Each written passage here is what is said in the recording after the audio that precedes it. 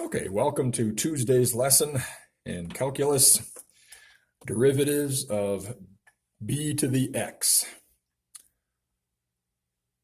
Label your paper 1 to 5. See if you can figure out the answers to these exponential equations without my help. So pause the video. Okay, what you're looking at here is this exponent, which says log base 2, 4, means that the answer is 2, since 2 to the second power makes 4. So I can replace the entire log base 2, 4 with a big 2 because they're the same thing. Well, 2 to the second makes a 4. Interesting that that's the same number there. Same with this one. Log base 2, 8 is 3, since 2 to the third makes an 8. So I can replace the entire exponent with a 3. Oh, 2 to the third makes the 8. 2 to some power, right, makes a 32. I know it's 5, but the point is there's 2 to that same power. It's going to make 32. 3 there, 3 there, it's going to make 9. 5 there, 5 there, it's going to make 25. You've seen this before, so hopefully this is nothing new. If you want to pause your screen and figure out the rest of these, go ahead, but the pattern should be obvious. If you see the same base here and the same number there, it's just going to be that number, 40. So 20, 31. E to some power makes 2. Well, e to that same power makes 2. So E7, E32, E7x squared, E b to the x. Now that's what we're going to be looking at. We did all that pattern there just to show you that the pattern now is going to lead us to e raised to the natural log of b of x is equal to b of x. Our focus today is the derivative of b to the x. And before we do, let's revisit something here.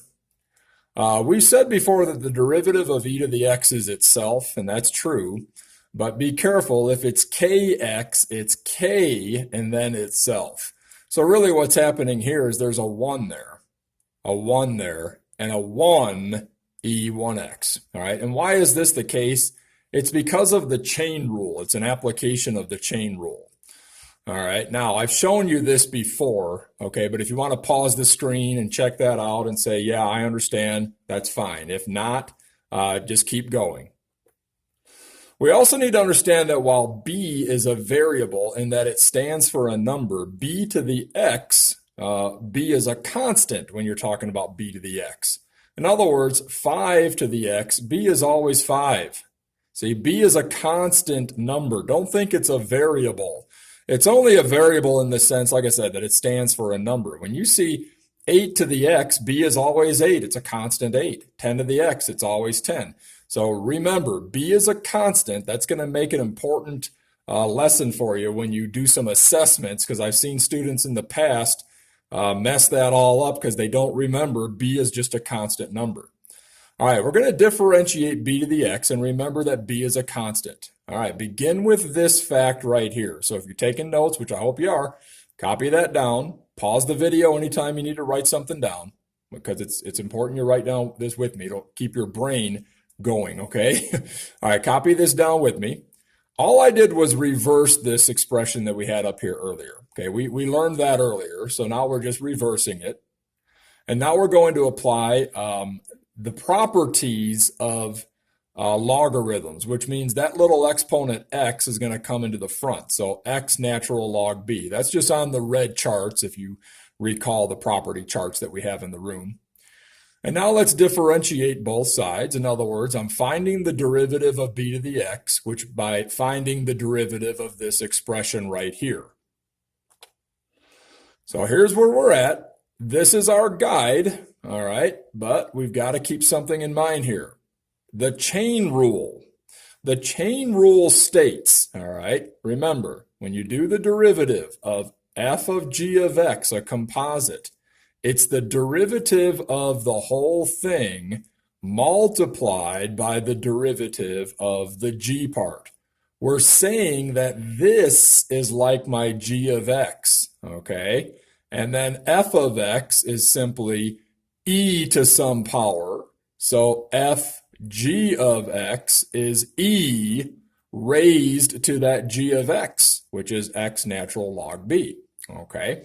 So the point is, when you differentiate, you're doing the derivative of the whole thing, but then timesing by the derivative of the exponent part right there. That's called the chain rule. Okay.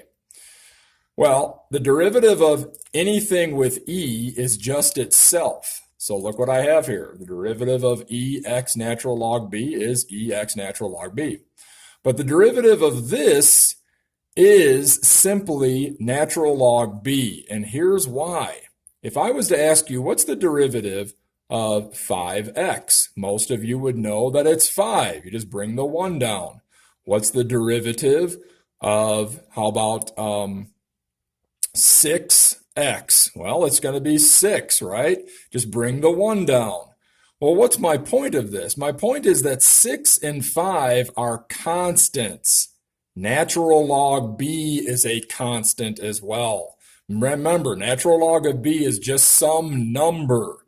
So it's no different than saying natural or derivative of natural log b times an x, bring the 1 down and times it by the natural log b. That's just some number right here. Natural log b is simply a constant, and as we often say, constants are not affected by the derivative. You might be saying, why don't you use the product rule? They're timesing. If you did, you would still get this same answer. Okay, for right now, just remember, natural log of any number is just some constant number. All right, so what we're going to do now is just make a substitution. Earlier we said that b to the x, if it's not showing up that well, I'll write it up here, is e with x natural log b. Okay, since that's true, we're going to replace e to the x natural log b with b to the x, and there's the derivative of b to the x. It's itself, okay? Derivative of b to the x is itself times the natural log of that number b, whatever that number is.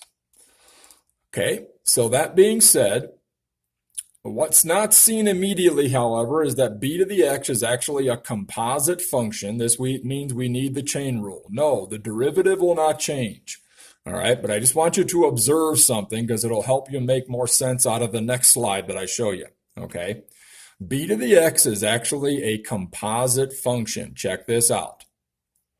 If I have b to the x, I could say g to the x is the x, the exponent part.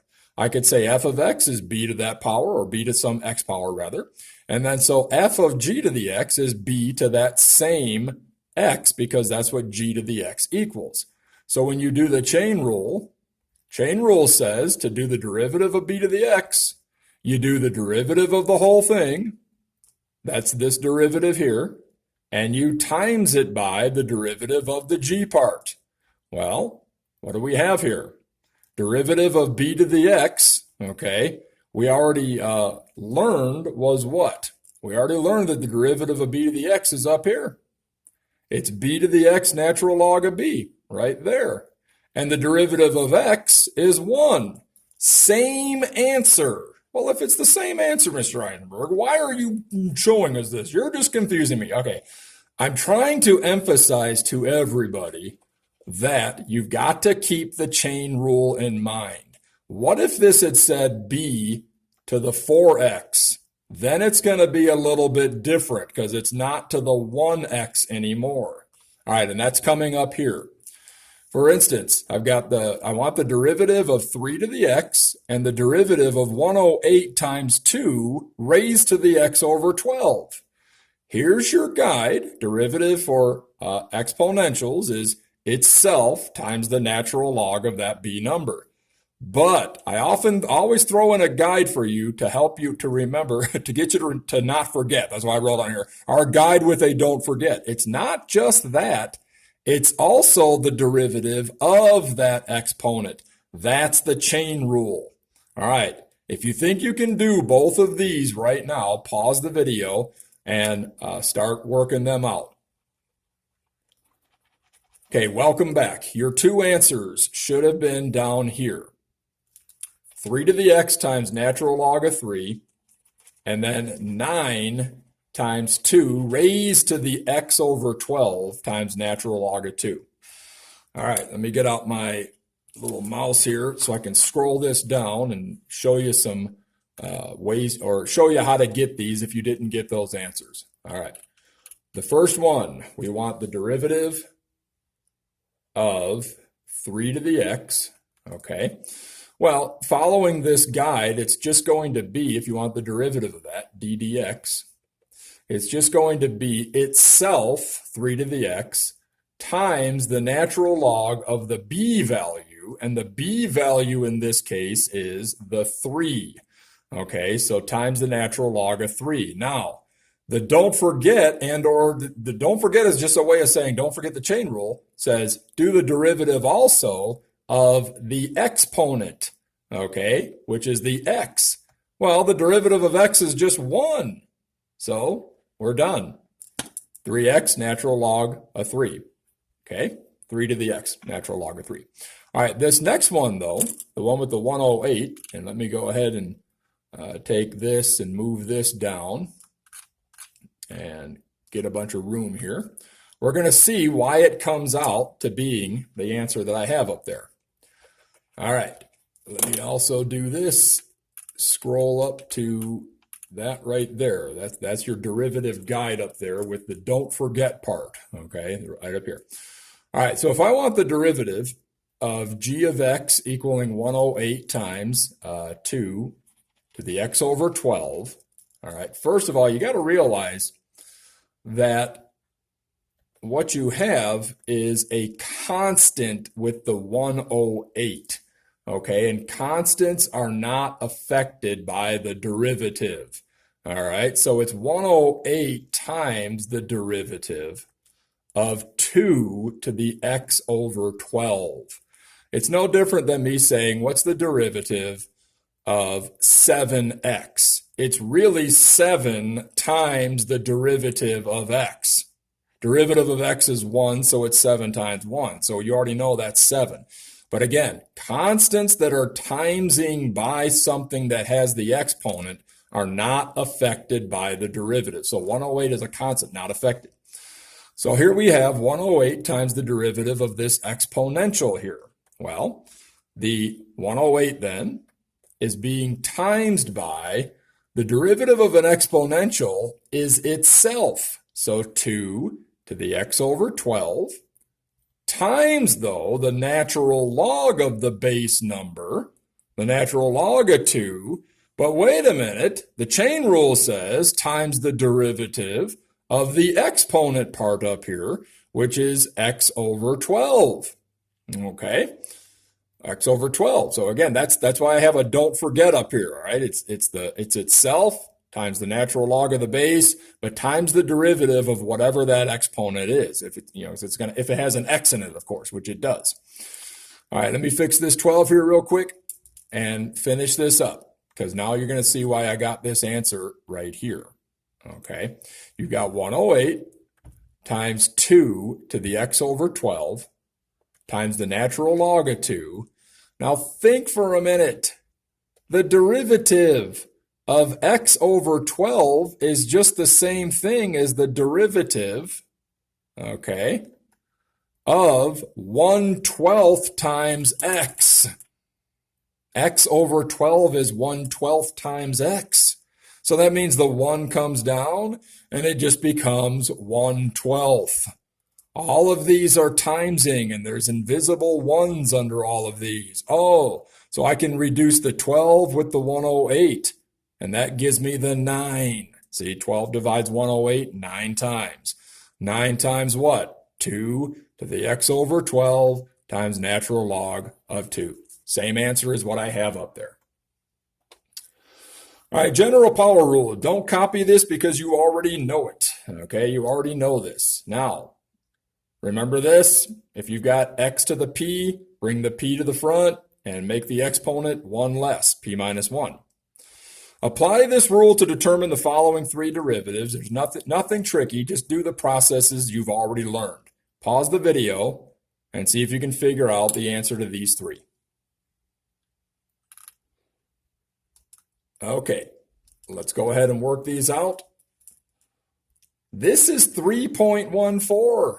So when you do the derivative of x to the pi, you're bringing 3.14 to the front, timesing it by x, and doing 1 less now when you do the derivative.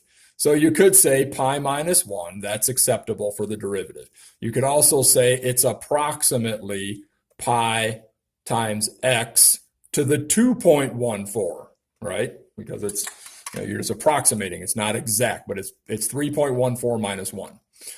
Okay, this one here, though, be careful. You can't bring the x down. This is 3.14 raised to the x power, so it's a base of pi raised to the x. So it's this formula here, or this example here.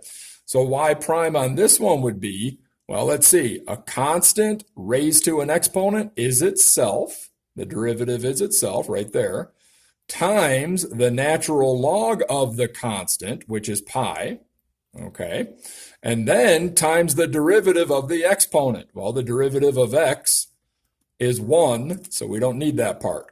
Okay, it's just going to be 1 times everything. So there's your answer for number 2.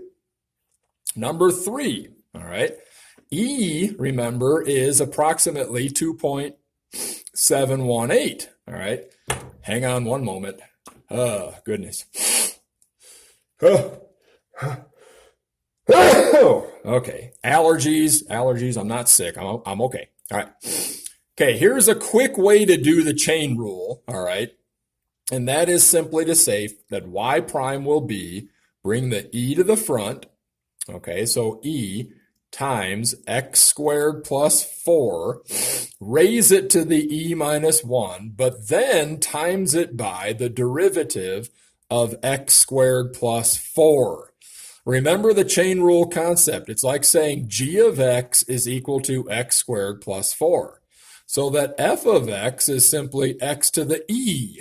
So that f of g of x, right, is, well, f of g of x would be x. No. Sorry. X, yeah, actually, yeah, it's fine. So f of g of x would be all the g of x, right? All the g of x raised to the e. So the g of x is x squared plus 4 raised to the e. All right, so again, chain rule says do the derivative of the whole thing first like you normally do. That's what I did. I brought the e down and set it to e minus 1. Then times it by the derivative of the g part, or the inside part.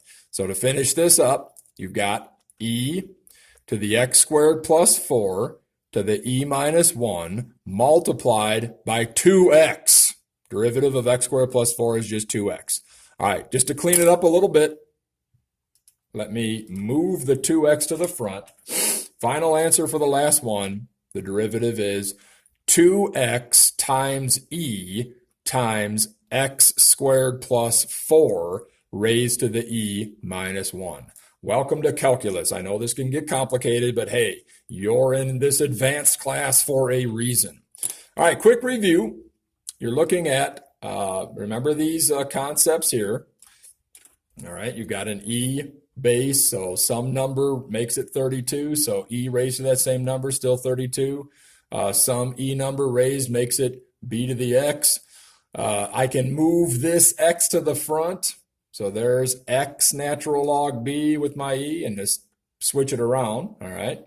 So we got this, and then the derivative of an exponential is itself times the natural log of the base.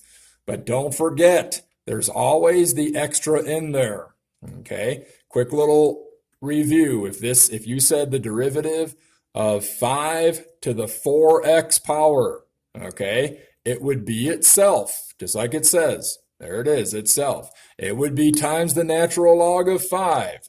There it is, the natural log of the base. But then it would be times by the derivative of 4x, which is 4. So then you would have 4 times 5 to the 4x times natural log of 5. Okay, by the way, not 20. This is not 20 to the 4x. Okay, remember when you multiply, the bases have to be the same to add the exponents. All right, copy down the homework and look for Wednesday's lesson tomorrow.